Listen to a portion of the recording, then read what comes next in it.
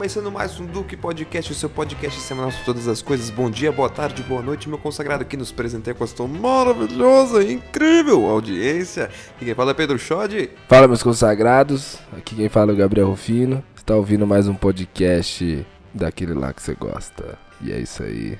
Gol. Qual é o assunto de hoje, meu amigo?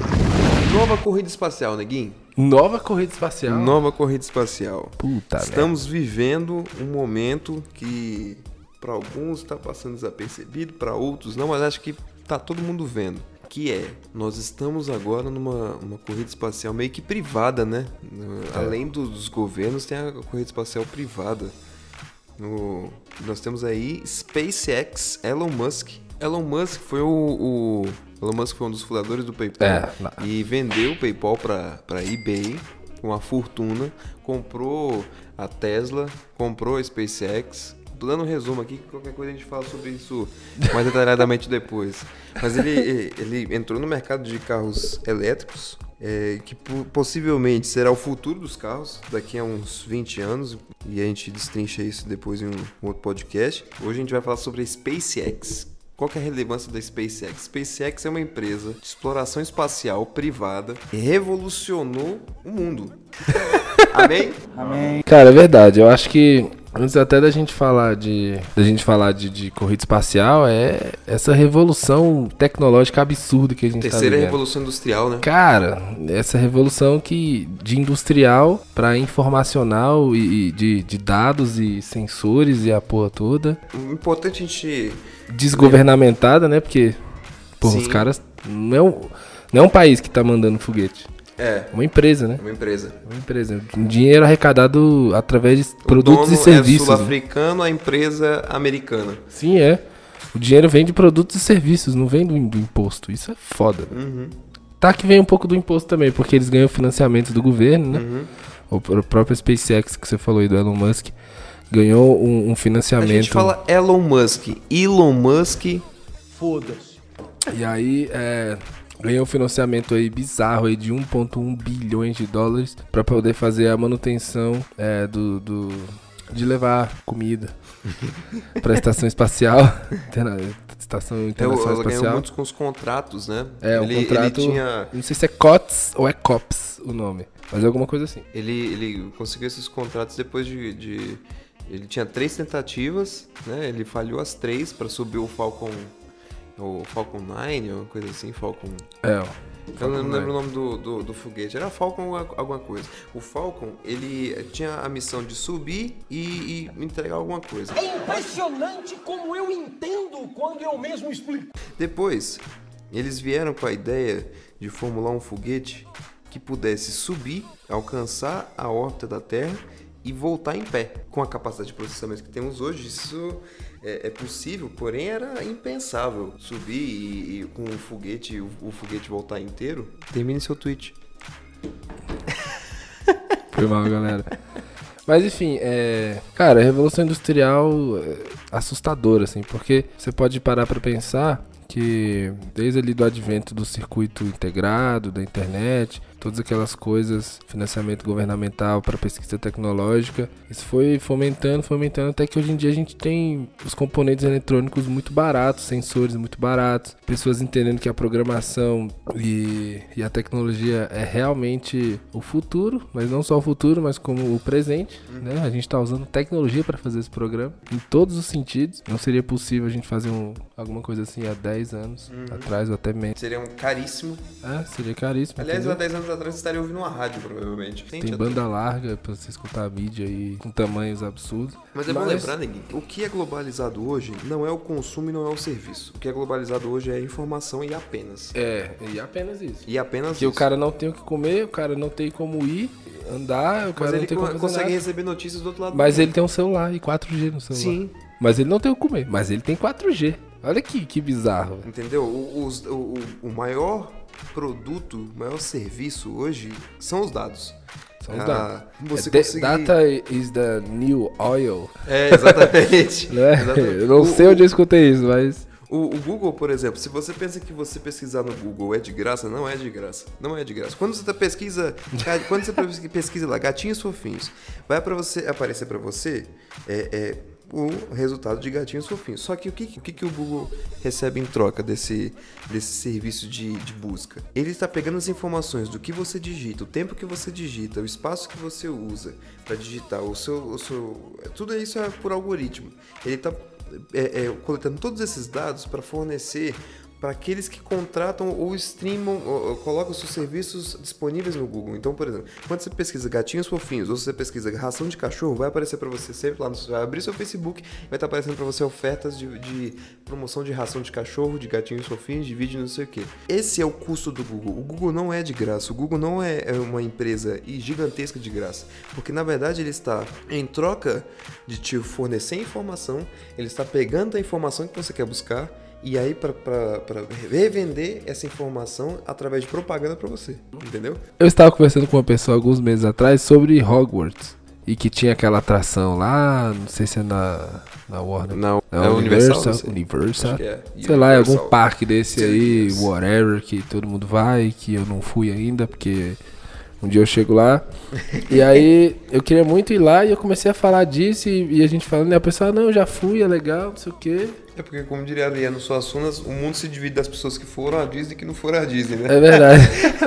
Bota o link na descrição, que isso aí é foda. Isso. E aí, cara, do nada, assim, beleza, acabou a conversa, fui pra casa, abri o celular, assim, antes de dirigir, colocar uma musiquinha do Spotify. E aí eu não lembro se eu abri o Instagram ou se foi o Twitter. Abri o Twitter e aí... Como todo bom filme pra se ver dirigindo, pique choque de cultura. É verdade. Se você estiver na reta, pode assistir o filme, velho, tranquilo. E aí... Salve pro Choque de Cultura, cara. Melhor programa do YouTube. Os caras são foda. Continue, ô Rogerinho. Ele é devagar, Rogerinho. E aí os caras começaram a me mandar propaganda, assim, de Hogwarts. Viagem para Hogwarts. E eu falei, cara, mano, não é possível. Pô, o celular tava no bolso. Eu me senti insultado, velho. Eu falei, caraca, velho, os caras me escutam, os caras me ouvem, os caras vê tudo. E é isso, aí ficou 2 dias me mostrando, assim, passagens baratas para ir pra Orlando ver Hogwarts. Então, o que a gente tá falando, basicamente, é que esse cenário todo que ele acabou de descrever possibilitou esse tipo de revolução tecnológica que a gente tá vivendo. Sim. De foguetes mais potentes e com capacidade de processamento. Parece que eu vi, não lembro onde é que eu vi que o processamento utilizado na Apollo 11 em 69 é equivalente ao processamento de um relógio de pulso hoje. De um smartwatch. De um celular, enfim. Sim, de um celular, mas isso é verdade, cara. E isso é bizarro. Isso também a gente pode até aqui falar aqui no podcast, já que aqui a gente não tem pauta, não tem ensaio, a gente somos maus atores, a gente fala o que vem na cabeça, e eu acabei de lembrar isso. Então é o seguinte. Isso aí que você me falou me lembrou um conceito de hibridismo. Hibridismo é como se fosse a nossa integração humana à tecnologia, por exemplo. É o conceito de se tornar um ciborgue, mas não aquele ciborgue do Asimov ou de referências culturais de ficção científica, mas assim, a gente tá cada vez mais integrado com essa coisa informacional, o seu celular, o seu computador, o seu smartband, smartwatch, ou coisas que coletam suas informações.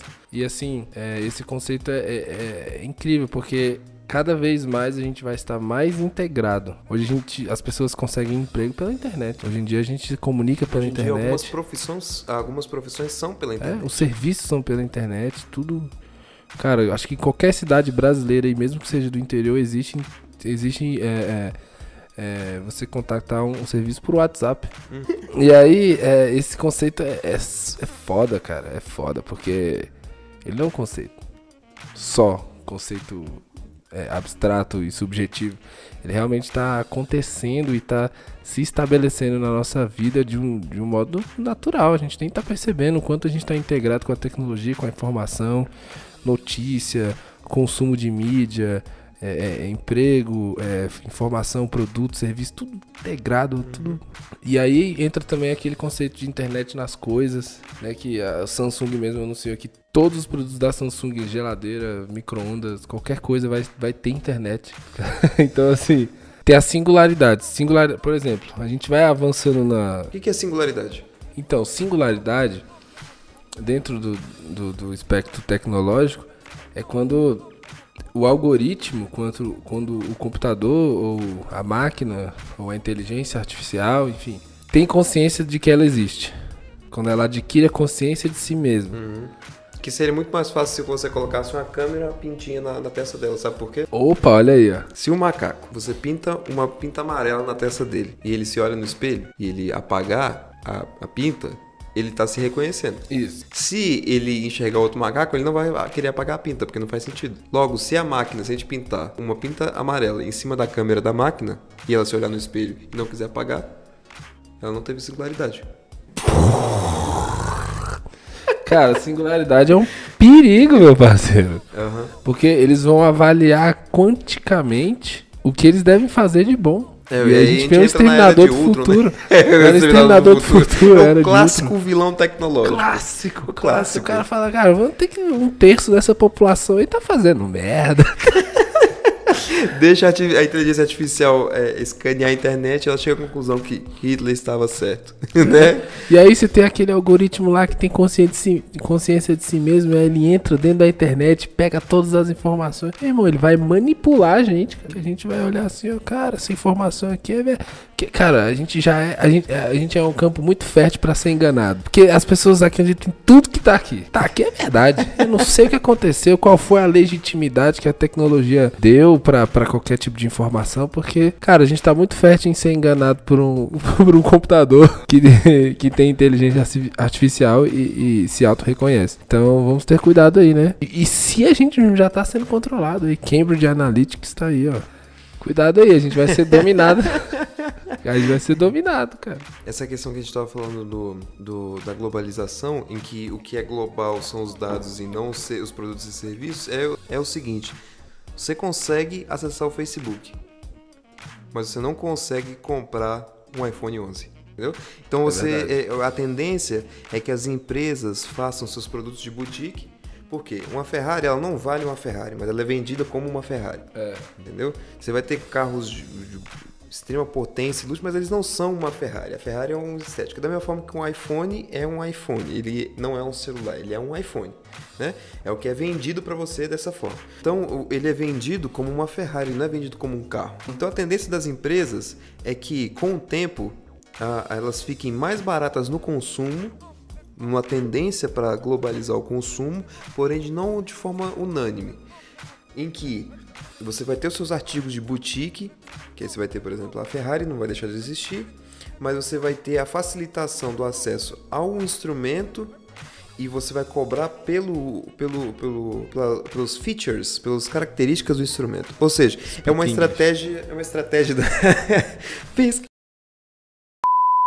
É uma estratégia da IBM de muito tempo atrás, em que, acho que é da HP, não lembro qual que era a marca de impressora. Ela te vendia... É verdade, as empresas de tecnologias antigas são tipo marcas de impressora, cara. Xerox, né? IBM. Isso é uma estratégia muito antiga. A estratégia consiste no seguinte: você vende a impressora barato e você cobra absurdo no cartucho. Entendeu? Aí você vende a impressora, sei lá, por R$800. Enfim, não é muito barato, mas é o preço de valor que daquilo ali. Cara, papel tem que deixar de existir, velho. Sim, e a tendência, né? É a tendência. Para com papel. Ninguém gosta de papel. mas enfim, então a questão é que você vende a impressora barato, vamos dizer, você cobra R$800 na impressora, mas aí você cobra R$60 em 2 ml de cartucho. Cartucho cor preta, pode ser cor preta, R$60. Se você pegar para ver, 1 litro daquela tinta, daquele cartucho, vai estar valendo o preço de um carro. Porque se 2 ml vale R$60, vezes 500, aí você faz as contas aí, o editor vai colocar na tela bem aqui, ó. Esse é o valor. Entendeu? É um valor absurdo, ou seja, você cobra mais barato no instrumento e encarece o uso do instrumento. E aí você pode fazer isso através de propaganda, porque hoje em dia os dados são importantes, você pode fazer isso através de aplicativo, e tudo essa tecnologia muda a forma de consumir. Então a tendência é que os celulares fiquem cada vez mais baratos através da redução do preço de custo de fabricação, e aí a China vai entrar nisso com tudo. E aí vai vir Xiaomi, a porra toda. Huawei. O Aluelo e o Huawei. Tá incorporado, falou 2 idiomas, não é? Várias China marcas.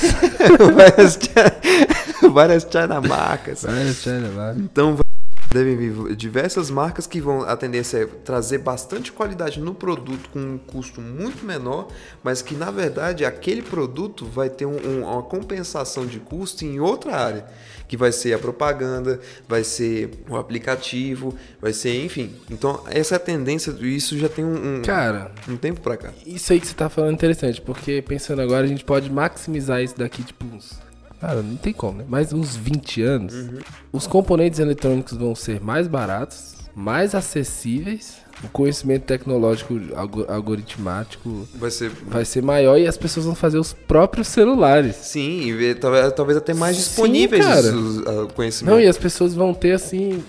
Vão fazer bizarrices eletrônicas, cara. Com certeza, sabe? Porque o ser humano é maluco, velho. E aí o que vai entrar... O que vai ter de gente querendo fazer foguete na garagem. Já tem gente fazendo isso hoje, imagina daqui uns anos.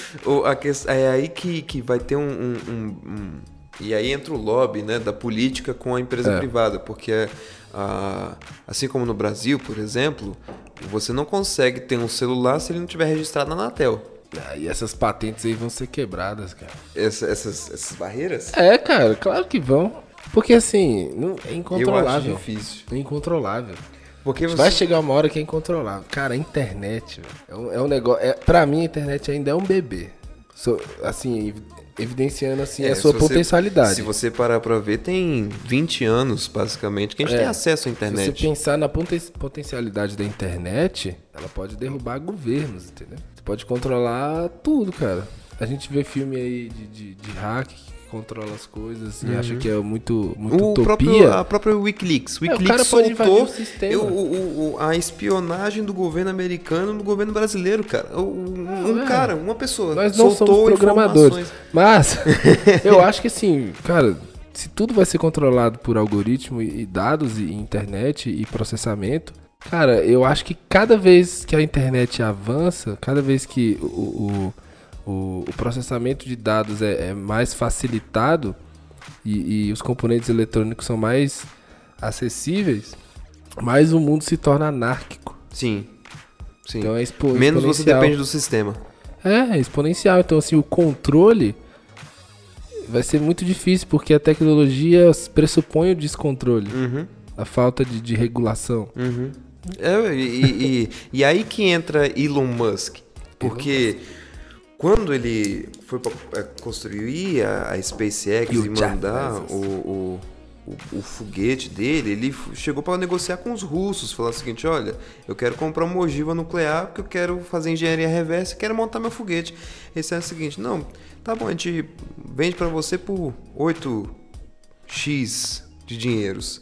E aí ele falou assim: não, mas tá muito caro. Eu falei assim: então fabrica o seu. Aí ele falou assim: é? Então eu vou fabricar o meu. Pode crer.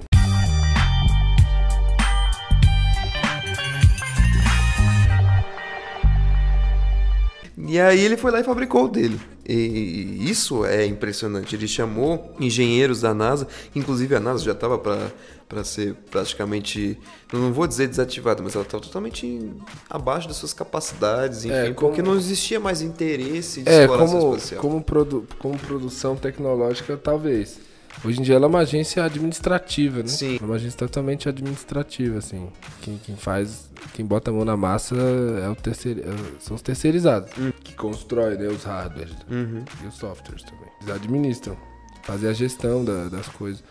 Até porque é muito mais fácil você terceirizar a construção de um satélite, de alguma coisa. A empresa é muito mais eficiente. Entendeu? É muito ela não mais tem que prestar conta dos gastos dela. Exatamente. Porque a NASA, por ser um ente público, ele tem que prestar contas por questões de impostos. Então, tem politicagem, a iniciativa privada, ela pode torrar dinheiro. E outra que tem politicagem. Sim, tem politicagem. Se não for eficiente, interesse. Quebra o governo, aquela coisa toda. Agora, quando ele monta o Falcon, ele tinha verba suficiente para fazer 3 lançamentos para poder realmente testar o foguete. Os 3 deram errado. E aí, com o financiamento, com a arrecadação, ele conseguiu lançar o 4 que chegou em órbita, e aí deu início à segunda corrida espacial, que o Elon Musk, ele tem o intuito de chegar a Marte. O que é O que eu acho que é interessante. É você mirar no 10 pra acertar no 5. Pra mim, entendeu? Porque assim, como existe uma nova forma de explorar o espaço e toda essa nova conceituação que os caras estão fazendo, de minerar asteroide, de procurar vida por aí, e pesquisar exoplanetas, essas coisas todas são... O que é um exoplaneta, Neguinho? Exoplaneta é como se fosse um planeta que pode estar ao nosso alcance ou não, mas que potencialmente dá pra se viver lá ou tem vida lá.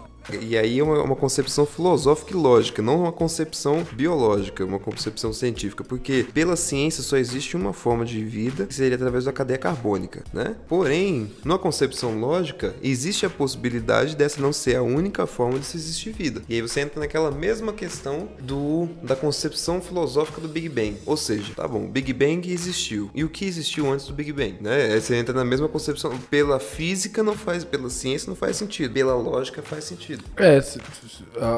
A hipótese de uma outra organização molecular, né, alguma coisa nesse sentido, e eu acho que a humanidade ela vai acabar caminhando para esse lado aí. Porque assim, mesmo que o ser humano, o corpo humano, a consciência, tudo isso foi feito muito para a Terra, eu tenho a impressão que aqui é nosso lugar, e quanto mais a gente tenta se distanciar, talvez ao mesmo tempo que a gente se distancia, mas ao mesmo tempo nós nos conhecemos, né? Não sei porquê, acho que é o sentido identitário que permeia esse tipo de pesquisa, e tem que ser feito, cara, tem que ser feito. Mas pra mim existe um perigo anárquico, não que a anarquia seja um perigo, mas existe um perigo anárquico, porque o cuidado com o planeta e o cuidado com o que é ser humano pode entrar em xeque com o distanciamento da essência da natureza do existir mesmo. Cara, como se fosse assim, pode ser que seja até um pensamento hipócrita, talvez. Mas, cara, tem tantas coisas, tantas injustiças aqui na nossa superfície que não é resolvida, e que a gente tem direcionado o nosso olhar lá pra cima. E esquece de olhar pra si, frente, ou pro cara que tá do lado. Sei lá, pode ser meio piegas ficar falando, por que se investe em trilhões de dólares em foguete e não se investe em organizar a economia do continente africano. Tudo bem, é uma discussão que pode parecer leviana e populista, ou financiamento de pesquisas que facilitem o progresso da agropecuária ao ponto de facilitar esses países com a fome, assim, tudo bem que tem guerra civil e tal, mas eu entendo o seu ponto. Agora eu entendi! Agora eu saquei! Cara, os Estados Unidos, por exemplo, o cara tem um petróleo barato lá, por ele ter uma tecnologia acima da média, ele tem um preço. E o preço é pago e é alto. São vidas, são guerras, ele entendeu? Só quer colocar democracia em país que tem petróleo. Né? E é engraçado porque isso subverte o próprio conceito de democracia. Não tem como você impor goela abaixo a democracia. Sim. Como que eu vou impor a democracia com fuzil, mano? Na minha cabeça, essa crítica, ela sempre aparece. Ao mesmo tempo que me empolga esse avanço tecnológico e toda essa informatização de como que a gente vive, ao mesmo tempo me preocupa essa perda da espiritualidade no sentido, não no sentido religioso, mas no sentido de essência, humano mesmo. Não sei como é se as coisas correm em paralelo, ou se algum momento elas se encontram, ou se isso vai ser facilitado ou dificultado uma pela outra, mas é complicado. A ida do homem a Marte. A ida do homem a Marte? Pra quê, né, mano? É porque é muito... Eu entendo o Elon Musk de dizer o seguinte, nós precisamos de um backup. Cara, deu ruim aqui... É um conceito muito bosta. É uma desculpa muito bosta. É uma desculpa ruim. Eu preciso lá. Tudo bem que o que permeia a discussão tecnológica, o avanço tecnológico sobre isso é muito válido. Só que embora contribua só para os Estados Unidos, né? É muito válido, mas contribui só para um país. Só que e essa ideia de um backup e tal é compreensível. Agora, tudo bem que antes de você querer chegar lá, é mais fácil você cuidar daqui, né? Vamos para Marte caso aconteça uma guerra nuclear. Não joguem bombas que não aconteça a guerra nuclear. Se a desculpa fosse, vamos focar no nosso objetivo ser Marte, E se a graça não for chegar em Marte, for o caminho até chegar a Marte, o avanço tecnológico que tem que se fazer até chegar a Marte, seria uma desculpa muito melhor pra se dar, Sim, entendeu? do que a você gente dizer... quer Marte. Vamos fazer uma geração apaixonada por Marte. Mano, tem que ter uma geração apaixonada em resolver os... Tem que ter uma geração apaixonada em resolver os problemas daqui, sabe? Não é... Tudo bem, tem que ter os jovenzinhos que são programadores que querem programar. É válido, é super válido. Mas assim, eu esqueci o que eu tava falando. Mas eu acho que o caminho até Marte, o avanço tecnológico é significativo, é relevante e é uma desculpa muito mais, assim... contributivo e muito mais fácil de compreender do que você ficar falando que o objetivo é só chegar em Marte e pronto, e acabou, e vamos chegar lá, agora sucesso e blá blá blá blá blá blá. É super louvável a questão da viagem, exploração de outros planetas e tal, mas você, brasileiro que está nos ouvindo, você conhece o Instituto Onça Pintada, por exemplo? É um instituto que está procurando a proteção de uma espécie em que 50%, acima de 50% da população se encontra em território brasileiro, que é a onça pintada, que é o maior felino das Américas. Mas é isso que você estava falando. Se a gente não olhar... E eu não sou um ecologista. Eu não sou mas é um fato. Mas é um fato. Se você não trouxer a discussão entre agropecuaristas, agricultores, ecologistas, tudo na mesma pauta, daqui a pouco você vai ter um animal extinto, que é um animal belíssimo, né? E que é um tesouro da natureza. Enfim... Mas é isso, eu queria estar na época desse bichão aqui, ó, ia ser mais fácil. Às vezes eles tinham mais tecnologia que a gente não sabe, né? Nosso amigo, como é que é o nome do... Giorgio Tsoukalos, tá vendo? O cara tem até um nome... Inclusive, é engraçado porque a gente vai ter tecnologia suficiente daqui aos próximos anos, quem sabe, para chegar até Marte, mas a gente não consegue definir com precisão como foram feitas as pirâmides. Tem lugares nas pirâmides maias, por exemplo, que a gente não consegue acessar. Isso vai virar pauta, velho. Vai virar pauta. Vai ter um programa sobre isso, até aguarde. Nosso amigo Tuta tá aqui representando. Um dia a gente vai falar sobre isso. Mas... a gente conhece mais do espaço do que dos nossos mares, dos nossos oceanos, cara. Não, pois é, então a gente tá tentando resolver aí o problema das turbinas para chegar mais longe, mas a desigualdade social tá aí, mano, incidindo. E aí tá a gente aí, entra numa retórica infinita, porque infinita. tem tanta coisa que ainda não tem solução, que a gente tá querendo solucionar algo que não vou dizer que é irrelevante, mas é quase. E aí no final todo mundo faz isso, bota um fone, entra dentro do metrô, vai pro trabalho, pede um iFood, come, e é isso aí, mano, acabou a vida. Então busque sentido pra sua vida, cara, não fica só nisso não. Faça alguma coisa. Se espiritualize. E nós somos espectadores desses grandes eventos da humanidade que pelo menos para mim, nossos pais e avós presenciaram a Apollo 11, o programa Apollo, a corrida espacial, etc. E hoje a gente está experienciando outra, mas lembre-se que antes de olhar para cima, olhar para frente, porque às vezes tem alguém do seu lado, você não está enxergando que precisa de ajuda. Então, vou resumir aqui, ó. Não seja um cuzão. O tema do nosso podcast de hoje. E muito obrigado pela sua audiência. É nóis. Salve. Até mais.